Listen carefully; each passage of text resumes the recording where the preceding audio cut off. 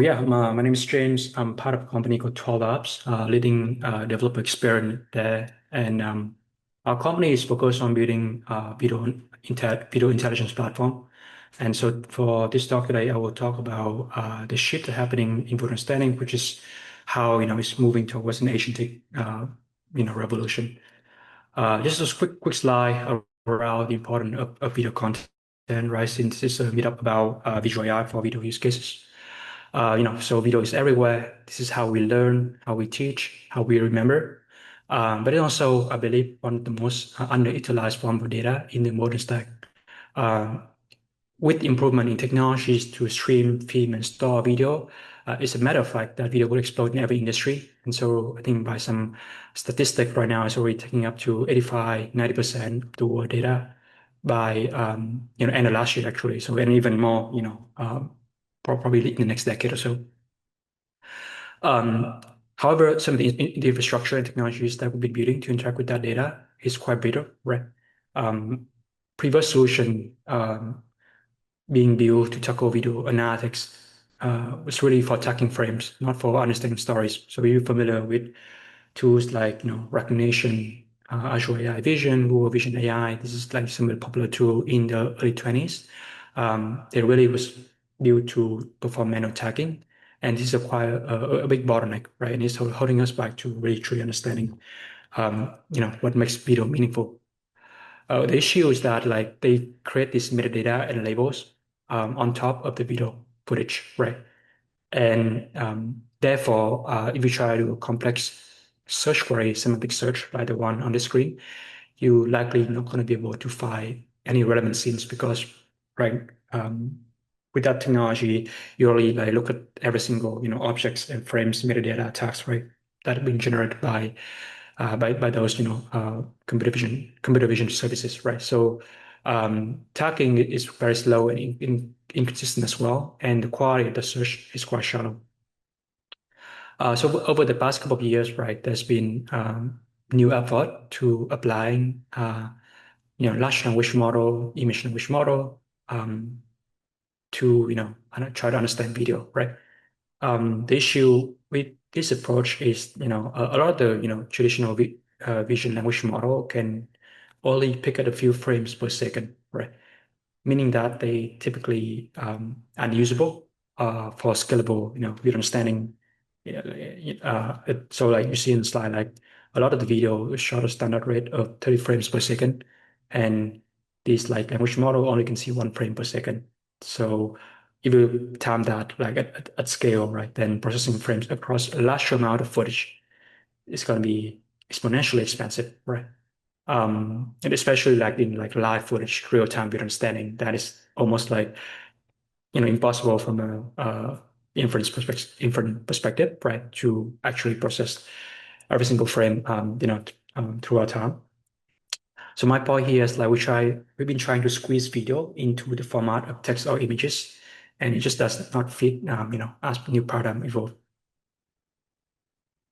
So at TwelveLabs, so the company has been around for about 5 years now, and our focus is actually building video foundation models. Um, and we are well known for two specific models. The first one on the left is called Marengo. So this is a multimodal embedding model that can transform text, audio, image, and of course video into vector embeddings, which is essentially numerical representation of the data that enable very powerful information retrieval. And now like people can perform very powerful cross-model search, any-to-any search across text, audio, image, and video.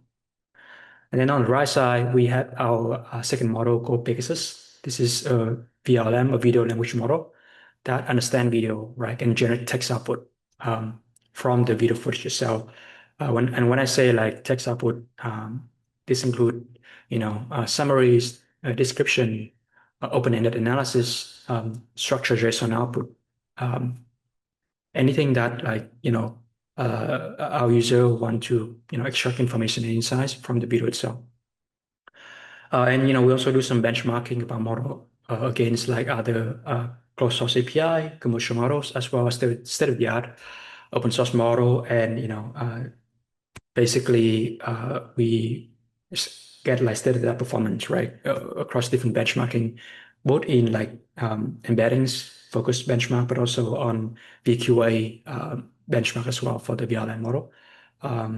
This slide shows Marango 2.7, but actually recently we released Marango 3.0, which is the newest version of the Marango video embedding model, and it perform even better than the 2.7 model as well. And this year we will continuously invest our research effort to get the newer version of this model, Marango 3.5 and Pegasus 1.5, which will have new capabilities and obviously like better performance as well. From a developer perspective, we expose our model in APIs endpoint, right? So for the Marango model, it's become available in two API endpoint. The first one is search, where you can like just put on a search query, a text search query into your prompt, and you like retrieve the JSON output of the clip that match your search query, right? So this is classic text to video retrieval search. And then we also have an embed API endpoint, which enable developers to get raw embeddings right directly from the video itself. And as I mentioned in like two slides ago, right, like embeddings enable any-to-any retrieval. Think about application like content discovery, video recommendation system, hybrid search, anomaly detection. These are all like powerful, use cases that you can accomplish with, any-to-any embedding-based similarity search. And actually, our partnership with Voxel was mostly focused on this one, where you get embeddings from the video, and you can use 51 to do a clustering visualization of the video itself, right? That enable like data engineers, ML engineers to dissect the video content in a much more fine-grained and holistic manner. Right? As for our Pegasus model, it's available in an API endpoint called Analyze. So essentially, you have a prompt as well, and you can like ask, hey, like, can you give me a 5-sentence summaries about this video?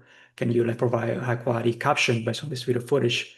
Can you zoom in into like minute 1 to minute 1.30 and describe what's happening in that scene, right? So that's the type of prompt that you can put into our Analyze API, and then the backend powered by Pegasus will process that text output as well, in addition with the video embeddings, right? And then return an very high quality text output that routed right in the user prompt, and obviously the information in the video.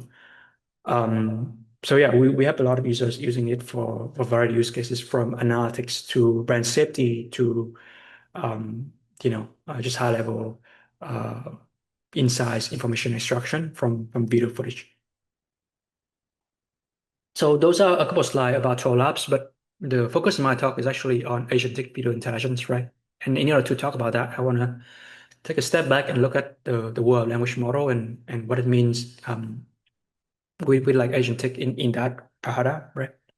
So over the past 2 years, like in the language model world, right, we see a huge leap from static model to interactive agents, right? These are systems that can understand goals, plan multi-step actions, use tools, and even reflect on mistake. And on the top right here of the screen, you see a couple, somewhat like popular agent frameworks. You got, obviously LangChain, LangGraph, OpenAI Agent SDK, the SPI, and Neta. These are well-known solution. They become like critical infrastructure, providing very well open-native approach for building reliable agents. Like developers using this framework can implement capabilities like planning, tool integration, memory management, and self-reflection. So with the emerging of those frameworks, the entire field also identifies some of the key design patterns that drive success of this agent, right? And I put here on the slide a couple of things include task decomposition, which means just like breaking the overarching goal into manageable steps. There's recursive reasoning, which means that you can try to apply logic to results in between step, and then iterate as needed. There's tool augmentation, which means you can call different tools from third-party API to expand the capabilities of the current sessions, right, with the agent. And finally, we have human in the loop, which is simply means incorporating user feedback into your workflow, right? So overall, like these patterns work across different domains, establishing some of the core principles for effective agent design. And the key insight I want to bring up with this slide is that like perhaps like if some of these design patterns work well for language, then it can also work well for video too, right? If we do it right. Um, One of the main differences with video is obviously they are, more than just language, right? They are temporal, spatial, and multimodal. Video unfolds over time. They carry sound, motion, narrative structure. So a true video agent needs to reason across multiple timescale, from frames to scenes to entire stories. It needs to integrate vision, audio, language all together, and it needs to do so efficiently at scale. And therefore, if you try to apply, generic language model agents, it will not be able to get a good results. So we need agents that are native to video, right? So here are a couple of like research paper from academic world that has been tackling this solution, like this problem. I mean, and some of this work actually like was back in 2024, early 2025. So I'm sure that the field has evolved a lot more, and there's a lot more work right from academia to tackling video agents. On the left side, I showcase automation. I think this work came um, from Stanford, if I'm correct. No, actually, it's come from Shanghai University. Um, it basically have a pretty nice modular architecture that combine multimodal rack, video to rack, with a divide concurrent reasoning approach. And then on the top right, a paper from Stanford called video agent, long form video understanding with LLM as agent. Essentially, that's some efficient search and aggregation of relevant information from lengthy video. And then on the bottom right, we have a work from University of Toronto called Labi that specifically look at the video editing domain and combine the reasoning capabilities of language model with different tools, like video specific tools, like Adobe editing, for example, that allows the Labi agent to actually edit video on that interface. So inspired by a lot of this work, last year, our team at TwelveLabs was working on a very early prototype of this video agent framework called Jockey, designed from the ground up for this new paradigm. But essentially, we designed based on a lot of the architecture inspiration from thought leaders in the field, folks at Langchain, OpenAI, uh, you know, uh, and other like Asian companies as well. Uh, Under the hood, it obviously call out two foundation models, Marengo for multimodal video search and embedding, and then our business model for video reasoning and text generation. Um, from a like system design point of view, they are coordinated by what we call a planner, worker, reflector stack that essentially, let Jockey break down high-level tasks, code the right tools, and then maintain context through very long and complex workflow. So our ideal like vision for Jockey is to have a video assistant that can listen to you, things and execute almost in real time, right? And I want to reserve the next few slides for kind of the engineering design on how we like build a small prototype application on top of this, backend framework, right? One thing that we have to consider when presenting solution on the front end is um, some of the specific challenges to video. To video manipulation, right? The most notable one is actually performance optimization in video processing pipeline, right? There are specific, very highly complex operation like extracting clips, right, from video and combine them together. So this is the part where we have to heavily call FFmpeg command. So FFmpeg is a very well-known CLI open source library that allows you to like trim video clips, cut video, and combine them together, right? It's probably the most underrated tools like for a lot of video company in the world these days. And so like, to like display, this command efficiently, uh, the approach that we did is twofold. Number one is we uh, try to design asynchronous processing pipeline using function dispatchers that can handle different discrete steps. So on the back end, we have very modular function like base search, process clip, download remaining, break it down, and then kind of show that on the front end, right? On the front end, we expose this processing stage to users through transparent thinking state shown in the interface, right? So thinking state is essentially like, as the agent thinks, right? We want to show like what is it thinking, right? So this is a similar approach that you see with perplexity, for example. Like you see the thinking step that perplexity is thinking as it like do a research and perform a search result. So we kind of want to have the same UI element on our front end to showcase that. And this transparency here is not just about like updating status, right? I think it's very important to build trust with the user by revealing how the agent reached its conclusion, right? And specifying exactly which component and leverage at each moment. Um, and like these are some screenshots of how that prototype front end look like. So the thing here is a couple things I want to showcase, right? Um, Traditional video interface typically force the user to choose either between a text-based search that ignores visual context or like video players with very minimal interactive capabilities, right? So our vision with Jockey is, hey, can we like have this multimodal interface that combine conversational interaction with video native elements, treating both text and video, both these modalities, as first-class citizens, right? Rather than forcing one to accommodate the other. So the interface here shown in the screenshot demonstrate a couple of these approach. So like on the top left here, we have a, kind of um, conversational area that captures user intent using natural language. We have a, visual thinking display down here that review the agent reasoning process. And then on the right side, we have a video gallery that present results with relevant context, including like timestamp and description. And then zooming a bit deeper into like, each of these element. The screenshot here on the left shows how like Jockey display agent thinking step alongside timestamp video segment, right? So the exact timestamp of where the clips were being returned. And this helps us understand not just what content was found, but why it was selected. And this is important because, now we have this like virtual cycle where both text and visual element can help enhance each other, right? Um, Text element, the language part, provide the precision, allows you to specify the intent. On the other hand, the visual element provide the richness and context that could be inefficient to communicate textually. Now on the right-hand side here, this is another interface of Jockey that display the video alongside video description, right? Because, well, video summary actually, because the query here is summarize this video in an emotional tone, right? So we want to put it side by side, the kind of the video player and the summarization, accompany the video.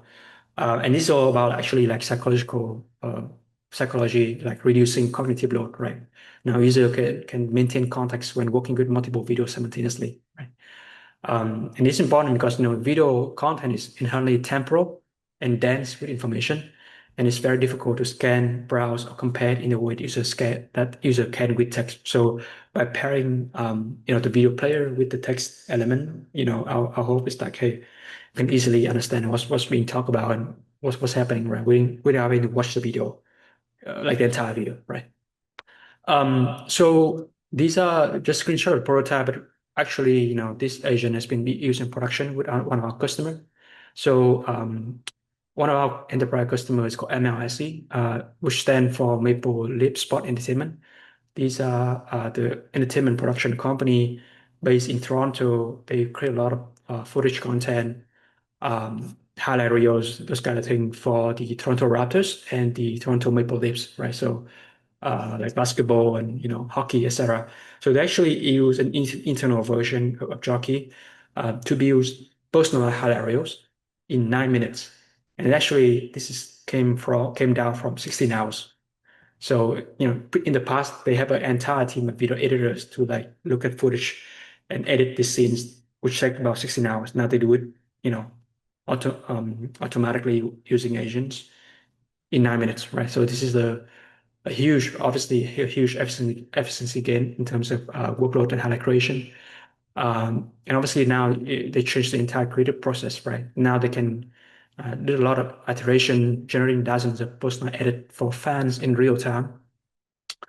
And so, yeah, this is just like a real like production level example of how powerful it is when you bring agentic intelligence into production, right? So a couple of things for my next few slides, just talk about kind of the future and how we want to take this forward.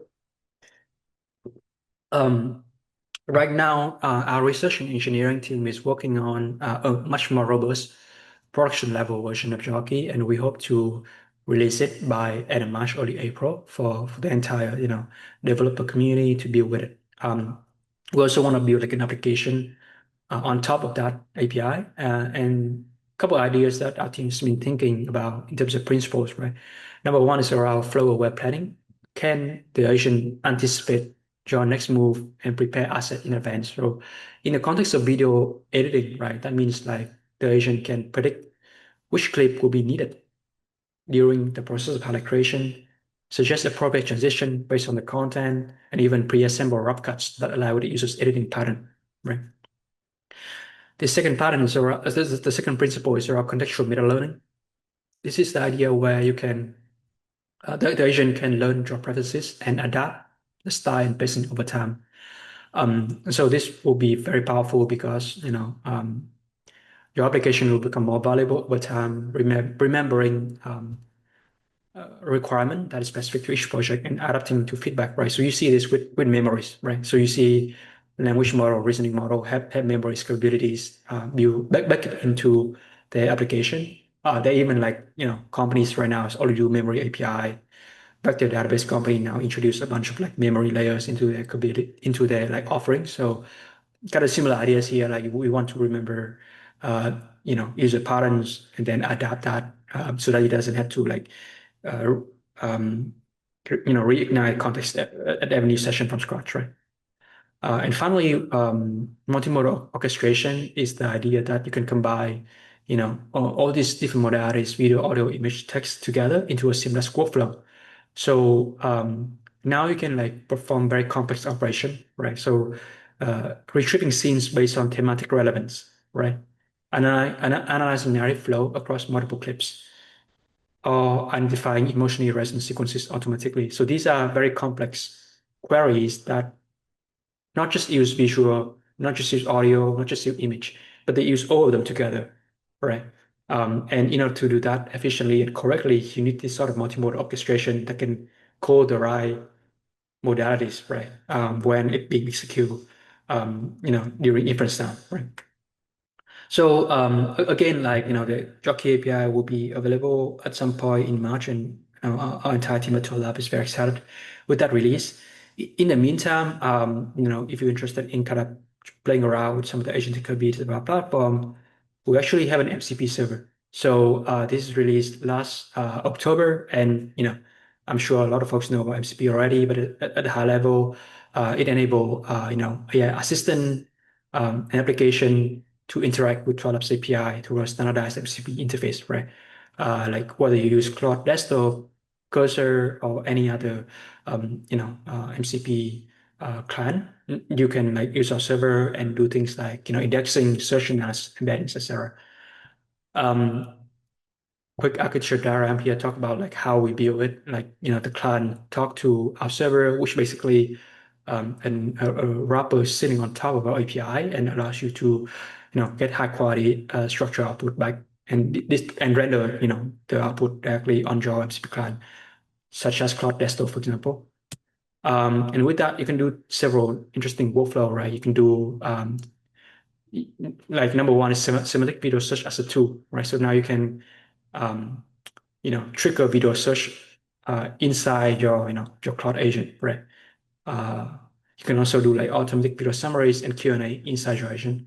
But I think the most interesting one is actually like when you train different tools together, right? Not just like search or analysis, but like you can combine them together into like a rack workflow that allows you to orchestrate search and analysis in the same sequence. So Like we see that example here, like this query, find me all the scenes where this product appears, and then generate a high-level summary of those scenes, right? Um, that is a quite a complex query. That's a multi-step workflow. So you have to actually like search for the scene, right, where that product appears, and then you can, like that in-depth analysis of each of those scenes, and you have to actually like concatenate all the clips together into a high area, right? So with a video MCP, sorry, with a MCP server, you can, with one go, you can like enable your AI agents leveraging TwelveLabs tools to perform that query, right? Autonomously, by the way. So yeah, like if you're interested in using our server, you can take a look at our website, and there should be some information on that. All right. So that's it for my slide. Thanks everyone for listening.